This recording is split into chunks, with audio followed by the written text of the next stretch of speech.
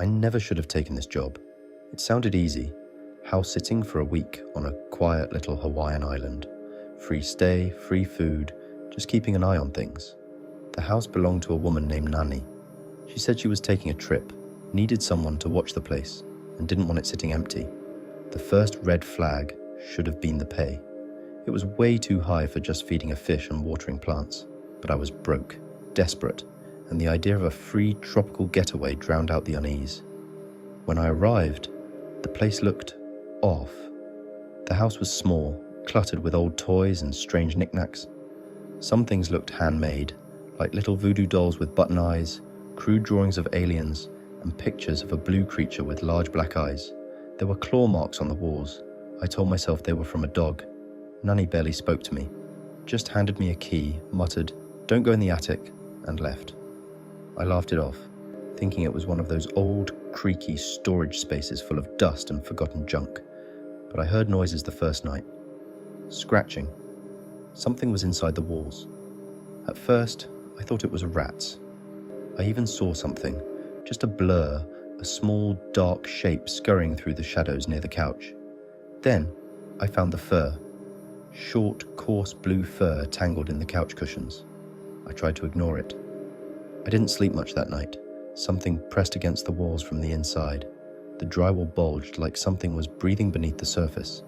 At around 3 a.m., I heard a voice whisper my name. I checked my phone. It was dead. No reception, no Wi-Fi. Just static on the TV. Then, the whispering started again. Not outside the house, inside the walls. I decided to search the house in the daylight, hoping that logic would shine through my paranoia. I found an old box under Nani's bed, filled with VHS tapes and a dusty tape recorder. There were labels scrawled in Sharpie: Experiment 626, not a dog, do not play. I played one. The tape crackled. A woman's voice, Nani's, spoke in hushed tones. "He's changing. It started with the eyes. They don't reflect light the way they used to. They just absorb it. The skin. God, the skin peels when he's upset. I think he's hungry all the time, but he doesn't want food." A sound, garbled, static heavy, followed. A low growl, then something wet, like chewing. I turned off the tape.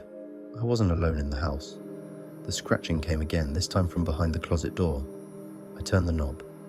The door burst open. Inside, in the darkness, something crouched. Not a rat, not a dog, a small, blue, furry creature. It looked up at me with massive, black, empty eyes. It opened its mouth, and something long and wet uncoiled. I ran. The whispering continued. Not just my name anymore. Other voices, familiar voices, cartoonish, high-pitched, mocking me. Ohana means family.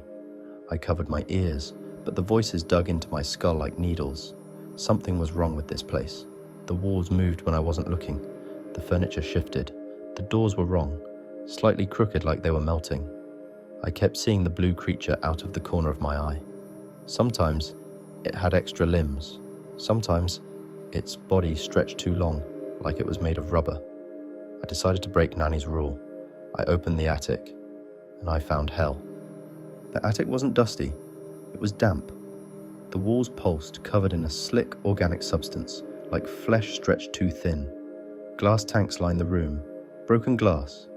Inside them were remnants of something alive.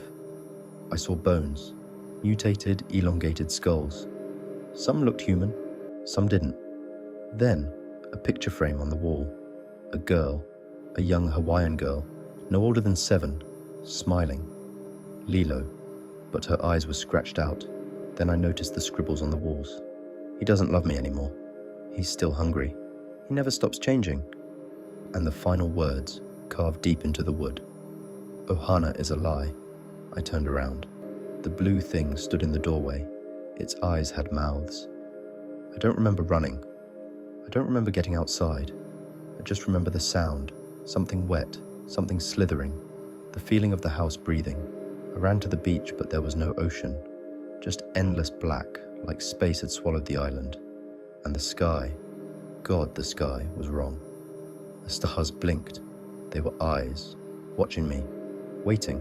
Behind me, the house stretched, twisted, limbs grew from the walls. The blue thing crawled toward me, dragging something behind it. $1, number A corpse, Lilo, her face frozen in a silent scream. The thing's mouth stretched open, wider, wider, until it wasn't a mouth anymore. It was a door, and I was being pulled inside. I woke up in my apartment. No sign of Hawaii, no trace of Nanny, just a single thing on my nightstand. A photograph. Me, smiling, standing in front of Nanny's house. Next to me, something blue. Something with eyes too dark. And a message written on the back. Ohana means family. Family never leaves. I dropped the photo, and from inside the walls, I heard whispering. It was back. It was always back.